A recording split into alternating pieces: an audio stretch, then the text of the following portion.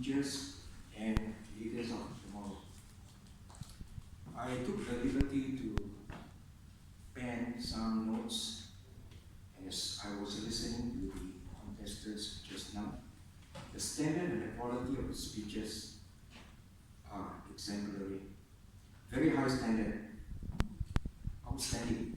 And you have put many adult speakers to shame. The scores are very, very close, mind you. Just now, your principal, Emler Jung, was saying that the first inter-JC contest was 18 years ago. I've lost count how many times I've been here as the chief judge. You can ask Mr. Lim. A few years ago, after the contest, as I was walking out, I was approached by a group of students, together with the contestant and teacher and judge. I do not know whether to use the word I was confronted or accosted. But I should say I was approached. So they asked me, how come that particular contestant was among the top 3? Short of saying, how come my contestant wasn't placed? But they were very polite, and I explained to them 2 criteria, what the judges were looking for, and I'll explain to you right now. First, all the schools were given the judging criteria, and they were reflected on the screen just now. The judges voted according to the judging criteria. First, the speech development, and that is the structure. Structure is very, very important. How did you open your speech to capture and to captivate the attention of the audience? And how the speech developed? Systematic, sequential, structured. And how did you close the speech? Powerfully, memorably, and then the effectiveness of the speech, the message. Were you convincing? Were you persuasive?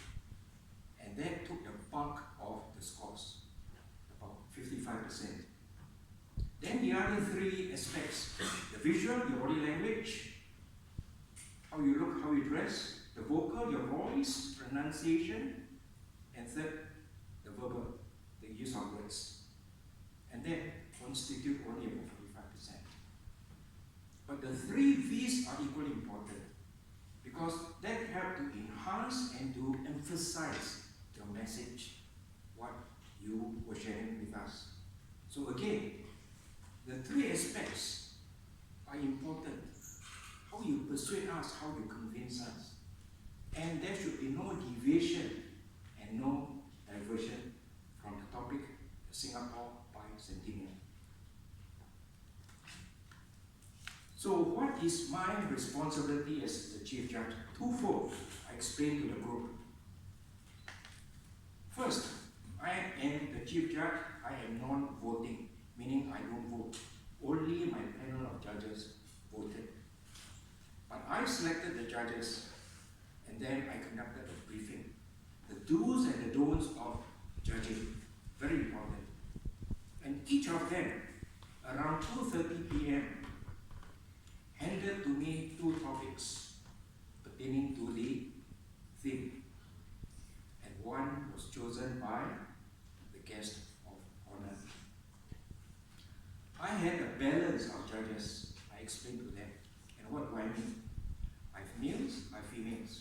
Unfortunately, this morning, a female judge called me saying that she has family issues. So I have a balance.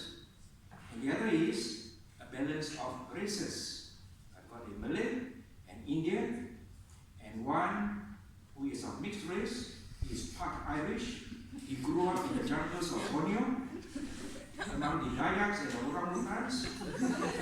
He doesn't look like one. He's tall and slim.